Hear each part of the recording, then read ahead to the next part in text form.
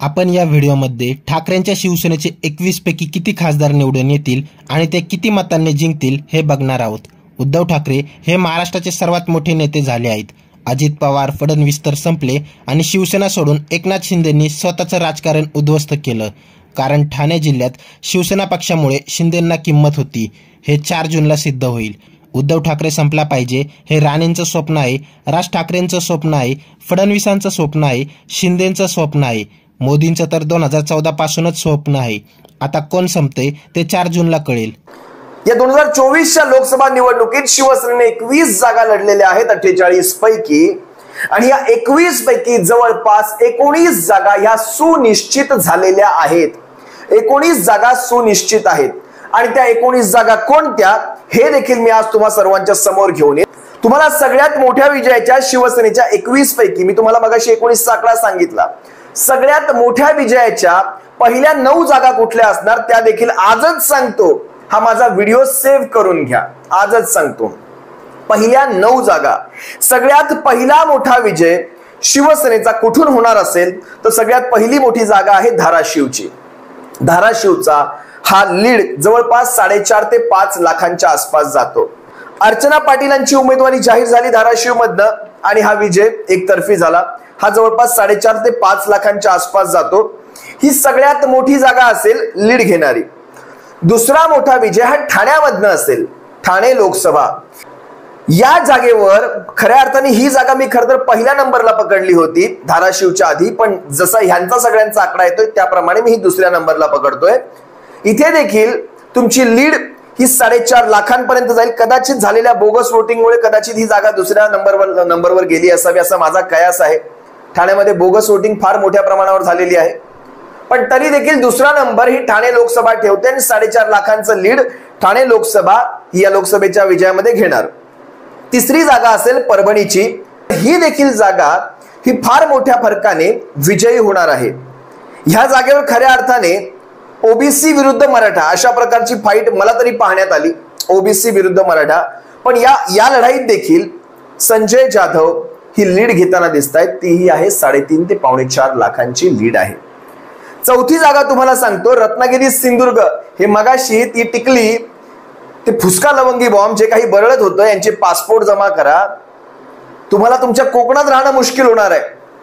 तुम्हाला कोकणात ते मागच्या वेळेस मला वाटतं काहीतरी जेवणावर उठवलं होतं, यावेळेस कशावरून उठवतील ना हे लक्षात घ्यायचं। शिवसैनिकांना दिलेला प्रत्येक त्रास हा कशा प्रकारे वसूल केला जाईल हे फक्त वाट बघा ह्या गोष्टीची। रत्नागिरी सिंधुदुर्ग जवळपास हा लीड 2 ते 2.5 लाखांचा आहे। रत्नागिरी सिंधुदुर्ग विनायकजी राऊत साहेब आणि नारायण राणे। त्यानंतर दक्षिण मुंबई, आता अरविंद सावंतांचं आणि यामिनी जाधवांचं ही तुल्यबळ लढत म्हणताच येणार नाही। यामिनी जाधव यांच्याविषयी सर्वसामान्य मतदारांच्या मनामध्ये असलेला भ्रष्टाचारांचा तो सगळा प्रकार जर पाहिला तर यामिनी जाधव इथेच निगेटिव्ह मध्ये जातात। यामिनी जाधव ह्या आपल्या फक्त घोडपदेव असेल किंवा भायखळा असेल किंवा तो तत्सम पट्टा असेल त्या पट्ट्याच्या बाहेर यामिनी जाधवांना कोणीही ओळखत नाही। पण अरविंद सावंत यांचं कार्य फार बोलकं आहे आणि अरविंद सावंत यांना साराच्या सारा महाराष्ट्र नाही तो उभा हिंदुस्थान जाणतो। त्यामुळे अरविंद सावंत इथे प्लस मध्ये आहेत। त्यानंतर पुढची मोठी जागा असणार आहे मुंबई उत्तर पश्चिम, अमोल भैया कीर्तीकर। आता लक्षात घ्या रवींद्र वायकर यांना स्वतःच्या जोगेश्वरी मधनं देखील स्वतःच्या त्या पट्ट्यातनं देखील त्यांना मतदान झालेलं नाही। तिकडचा मतदानाचा आकडा पाहाल तर सर्वात कमी आणि निचांकी नोंदवला गेलेला आहे। म्हणजे स्वतःच्या मतदारसंघातनं देखील त्यांना मतदान मिळत नाही। शिवसैनिक इंटॅक्ट राहिलेला आहे आणि अमोल कीर्तीकरांच्या मागे स्वतः गजाभाऊ कीर्तीकरांनी आपला सपोर्ट उभा केलेला आहे। हे तुम्ही सर्वांनी पाहिलं असाल, उघडपणे नाही पण इनडायरेक्टली सारं सारं काम झालेलं आहे। अमोल भैयांची तशीही ती जागा प्लस मध्ये होती कारण ते निष्ठावान राहिले। भले वडिलांनी दुसरा कुठला निर्णय घेतला असेल पण अमोल भैया निष्ठावंत राहिले। त्यामुळे मुंबई उत्तर पश्चिमची ही अमोल कीर्तीकरांची जागा ही सेफ आहे। त्याच्यापुढे वाशिम यवतमाळची जागा ऐन मुमेंटला शिंदे टोळीने आपला उमेदवार बदलला। तिथे या पाटील मॅडमला पाठवलं, भावना गवळीला डिच्चू दिला। आता भावना गवळीचं एक थोडंफार प्रस्थ आहे, तिच्या काही भागांपुरतं एक प्रस्थ आहे। ते सारच्या सारं शांत राहिलं। तिथे ज्या एका हुकमी मतदानावर जवळपास 1.25 लाखांचा हुकमी मतदान आहे भावना गवळींचा एक विशेष समाजाचा, हा साराच्या सारा शांत राहिला। एकतर शांत राहिला, एकतर विरोधात गेला। आता ही राजश्री पाटील, हिचं माहेर म्हणतात की वाशिम यवतमाळ मधला आहे, पण राजश्री पाटलांना जराही तिथल्या जनतेने रिस्पॉन्स दिलेला नाही. त्यामुळे संजय देशमुख हेही निवडणूक वन साइड करतील आणि कदाचित सर्वात मोठ्या फरकाची ही तिसरी जागा असू शकते. सगळ्यात पहिली जागा मी तुम्हाला सांगितली धाराशिव, ठाणे, आणि तिसरी जागा ही वाशिम यवतमाळ असू शकते. त्यानंतर पुढची सगळ्यात मोठ्या फरकाची जागा तुम्हाला सांगतो, ती असेल हिंगोली.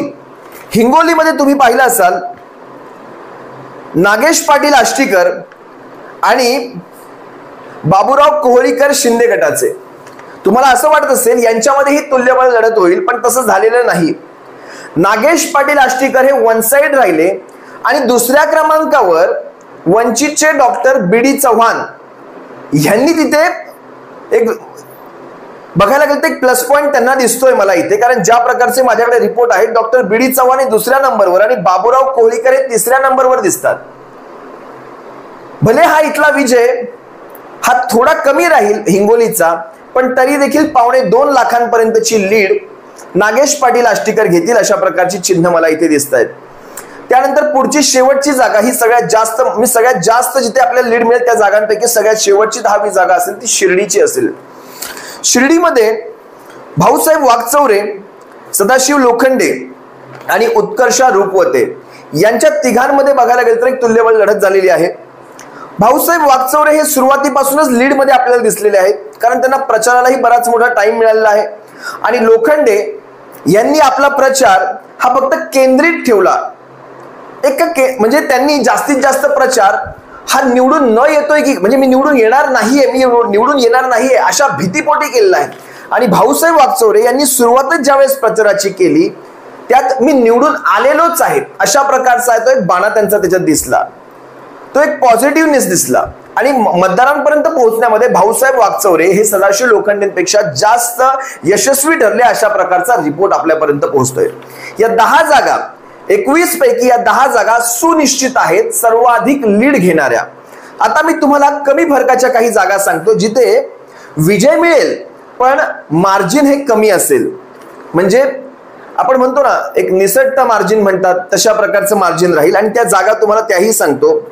विजय 100% आहे. त्यातली पहिली जागा असेल ही ईशान्य मुंबईची, जिथे मिहीर कोटेचा आणि संजय दिना पाटील हे 2 उमेदवार आहेत. याच ईशान्य मुंबईमध्ये मागचे खासदार हे मनोज कोटक होते आणि त्यानंतर त्याच्या अगोदरचे खासदार हे किरीट सोमय्या होते. म्हणजे सगळा गुजरातीच, या भागाला कधीही मराठी खासदार मिळालेला नाही. किरीट सोमय्या, मनोज कोटक आणि आता दिलेला आहे मिहीर कोटेचा. इथली लढत, ईशान्य मुंबईची लढत ही गुजराती विरुद्ध मराठी अशी होणार आहे. पण ह्या गुजराती विरुद्ध मराठीच्या लढतीमध्ये जवळपास तिथे 7 ते 8 लाखांचं गुजराती मतदान आहे, हे विसरता कामा नये. मराठी मतदानही तितकंच आहे. पण मुळात वाद असा आहे की मराठी मतदान हे महाराष्ट्र नवनिर्माण सेना, शिवसेना किंवा राष्ट्रवादी काँग्रेस किंवा इतर छोटे मोठे पक्ष, रिपब्लिकन पक्ष ऑफ इंडिया या सगळ्यांमध्ये विभागलं जातं. पण गुजराती मतदान हे मात्र एक गट्टा भारतीय जनता पक्षाच्या पारड्यात पडतं. त्यामुळे या सगळ्या विचारांना पाहता, या सगळ्या प्रकाराला पाहता निसटत्या विजयाची जागा म्हणून ईशान्य मुंबई सांगितले. पण इथे विजय मात्र निश्चित आहे. हा विजय 1 लाख ते 1.25 लाखांच्या लीड मध्ये येऊ शकतो. पण इथे विजय मात्र निश्चित आहे. ईशान्य मुंबईचा खासदार हा शिवसेनेचाच बसणार. दुसरी जागा मुंबई दक्षिण मध्यची. आता मुंबई दक्षिण मध्यमध्ये राहुल शेवाळे आणि अनिल देसाई साहेब आहेत. यांच्यामध्ये तुल्यबळ लढत होणार आहे. राहुल शेवाळे यांना असं वाटतंय, ते असंच अज्युम करून चालले, ते मानून चाललेत की ही जागा आमचीच आहे. पण राहुल शेवाळेंना हे माहित नाही की आपल्या वॉर्ड मधला किंवा आपल्या लोकसभा मतदारसंघातला संबंध दलित बांधव, मुस्लिम बांधव हा तुमच्या विरोधात गेलेला आहे. बाबासाहेबांचं संविधान संपवणाऱ्या व्यक्तीच्या पाठीशी तुम्ही उभे राहत आहात हे दलित बांधवांनी मनावर घेतलेलं आहे. आणि आता दलित बांधव तुम्हाला याची शिक्षा दिल्याशिवाय राहणार नाहीत. आता याच मतदारसंघामध्ये मुंबई दक्षिण मध्यमध्ये मुस्लिम बांधवांची संख्या देखील फार मोठ्या प्रमाणावर आहे. पण मुस्लिम बांधव यावेळेस म्हणजे सबंध महाराष्ट्रातलेच मुस्लिम बांधव यावेळेस मशालीच्या पाठीशी, तुतारीच्या पाठीशी, हाताच्या पंजाच्या पाठीशी ठामपणे उभे राहिलेले आहेत. आणि हे सर्वच्या सर्व मतदारसंघांमध्ये पाहण्यात आलेलं आहे. त्यामुळे जाणून बुजून ज्या ज्या ठिकाणी मुस्लिम बांधवांची संख्या लक्षणीय आहे, मोठी आहे, अशा ठिकाणी मतदान यंत्र बंद पडणं, त्यांचा वेग अतिशय कमी असणं, अशा प्रकारच्या तक्रारी पाहण्यात आल्या आहेत. विशेषतः मुंब्रा असेल, मानखुर्द शिवाजीनगर असेल, गोवंडी असेल, दक्षिण मुंबईचा कुर्ला असेल किंवा अनेक असे मुंबईतले मतदारसंघ असतील, त्यातले विशिष्ट पॉकेट्स असतील, इथे विशेष या तक्रारी पाहण्यात आल्या. असो, पण राहुल शेवाळे मुंबई दक्षिण मध्यमधनं हरताना दिसत आहेत. इथे जवळपास लाखाभरांचा हा लीड अनिल देसाई साहेबांच्या पारड्यात पडतोय. त्यानंतर बुलढाणा असेल, प्राध्यापक नरेंद्र खेडेकर आणि बुलढाण्यामध्ये शेतकरी संघटनेचे रविकांत तुपकर आणि प्रतापराव जाधव, शिंदे टोळीचे प्रतापराव जाधव, या तिघांमध्ये विशेष लढत मला पाहायला मिळते. पण याच्यामध्ये शेतकरी संघटनेचे रविकांत तुपकर यांच्यामुळे प्राध्यापक नरेंद्र खेडेकर जे शिवसेनेचे उमेदवार आहेत, यांचा विजय हा मोठ्या फरकाने होण्याऐवजी हा छोट्या फरकाने विजय होईल. प्राध्यापक नरेंद्र खेडेकर इथे जिंकून येताना दिसत आहेत आणि हा आकडा 75,000 ते 1 लाखांच्या आसपासचा आहे. शेतकरी संघटनेच्या रविकांत तुपकरांमुळे हा आकडा जरी कमी होत असला तरी प्रतापराव जाधव हे 3ऱ्या नंबरवर दिसत आहेत मला इथे. म्हणजे खेडेकर, रविकांत तुपकर आणि 3ऱ्या नंबरवर प्रतापराव जाधव, म्हणजे इथे देखील त्यांचा पराभव होईल. आणि शेवटची जागा, 4 जागा ज्या म्हटलो कमी फरकाच्या, त्यातली असेल नाशिक, हेमंत गोडसे, त्यानंतर राजाभाऊ वाजे यांच्यामध्ये देखील एक तुल्यबळ लढत होईल. पण हेमंत गोडसे आणि विशेषतः नाशिक भाजप यांच्यामुळे हेमंत गोडसे हरणार हे कन्फर्म, पण त्यांचा जो हरण्याचा डिफरन्स असेल तो फार कमी राहील. 75,000 ते 1 लाख, जास्तीत जास्त 1.25 लाखांचा लीड हा राजाभाऊ वाजे यांना मिळण्याची शक्यता आहे. ह्या 4 जागा जिंकणार कन्फर्म, पण थोडा मार्जिन कमी राहणार. आता निसटता विजय मी तुम्हाला सांगतो. निसटत्या विजयामध्ये ज्या 4 जागा आहेत त्याच्यामध्ये सगळ्यात पहिली जागा हातकणंगले या मतदारसंघात सत्यजित पाटील, राजू शेट्टी आणि धैर्यशील माने यांच्यामध्ये ही तुल्यबळ लढत राहील. पण खऱ्या अर्थाने ज्यावेळेस ग्राउंड रिपोर्ट येतोय त्यावेळेस सत्यजित आबा पाटील आणि राजू शेट्टी यांच्यामध्येच ही लढत दिसते. धैर्यशील माने या सर्व लढतीमध्ये कुठे दिसूनच येत नाहीत, ते 3ऱ्या नंबरला दिसत आहेत. इथे निसटते विजय मी तुम्हाला सांगतोय हातकणंगले. त्यानंतर कल्याणची जागा ही निसटत्या विजयाची असणार आहे. 50,000 ते 1 लाखाच्या आसपासचा हा फरक राहील, पण कल्याणचा देखील इथे विजय दिसतोय, हे फार महत्वाचं आहे. या धनदांडग्यांना यांच्या पैशापुढे, यांच्या संपत्तीपुढे कोणीही झुकलेलं नाही. अमाप पैसा वाटप झाला, पण या धनदांडग्यांचा शेवटी पराभव होताना दिसतोय, निसटता का होईना. त्यानंतर मावळची जागा आहे, श्रीरंगाप्पा बारणे आणि संजोग वाघेरे यांच्यामध्ये. मावळच्या जागेविषयी मी तुम्हाला सांगतो. संजोग वाघेरे, आप्पा बारणे, आणि खऱ्या अर्थाने एक महत्वाची गोष्ट जी आप्पा बारणेंनी काल परवा बोलून दाखवली अजित पवार गटासाठी, की अजित पवार गटाने आम्हाला सहकार्य केलेलं नाही, आणि ते अगदी खरं ठरलेलं आहे. एनसीपीचा रिपोर्ट हा निगेटिव्ह आहे. सुनील शेळके असतील, सुनील शेळके यांचे काही आमदार असतील, या सर्वांनी इथे शिंदे गटाला मदत केलेलीच नाही. ती मदत झालेली आहे मशालीला, त्यांचे देखील आभार. पण निसटत्या विजयामध्ये मावळ, कल्याण, हातकणंगले आणि शेवटची जागा ही रायगडची असेल. अनंत गीते आणि सुनील तटकरे यांच्यामधला हा जो द्वंद्व आहे हा जवळपास लाखाभराच्या फरकाने, पण सुनील तटकरेंचा इथे मला पराभव दिसतोय 1 लाखाच्या, 75,000 ते 1 लाखाच्या फरकाचा. आणि अनंत गीते माजी केंद्रीय मंत्री, शिवसेना नेते, यांचा इथे विजय होताना दिसतोय, पण निसटता विजय. आता मी तुम्हाला 3 गोष्टी आतापर्यंत सांगितल्या. मोठ्या विजयाच्या 10 जागा सांगितल्या, कमी फरकाच्या 4 जागा सांगितल्या आणि निसटत्या विजयाच्या 4. आता जिथे दिसतोय शेवटची जी आहे अटीतटीची लढाई, म्हणजे इथे काहीही होऊ शकतं, सांगता येत नाही, अशी एक जागा आहे. आणि पराभवाच्या 3 जागा तुम्हाला सांगतो.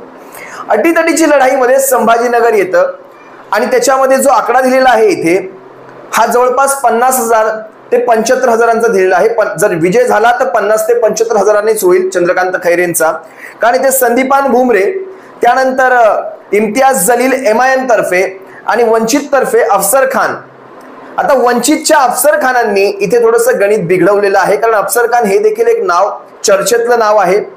अफसर म्हणजे बऱ्यापैकी त्यांचा होल्ड आहे आपल्या मतदारसंघावर अफसर खानांचा. इम्तियाज जलील मुस्लिम मतदारांना, मुस्लिमांचं मतदान घेण्यामध्ये कामयाब ठरतील, त्याचप्रमाणे काही दलित बांधवांचं मतदान देखील त्यांना होईल. पण जर मतांमध्ये विभाजन कोणाचं होईल तर ते संदीपान भुमरे आणि खैरे यांच्या मतांमध्ये विभाजन होऊन ही जागा छत्रपती संभाजीनगरची जागा आजच्या घडल्यास सांगणं कठीण आहे की नेमकी कुणाकडे जाते। या सर्वांच्या रिपोर्ट प्रमाणे ही अटीतटीची लढाई असेल आणि हिचा आत्ताच काही सांगता येत नाही। पण ही जागा आपण 18 नंतर 19वी पकडलेली आहे, म्हणजे तुम्ही सुनिश्चित जागा 18 आणि 19वी संभाजीनगरची जागा अशा 19 जागा शिवसेनेच्या निवडून येत आहेत 21 पैकी।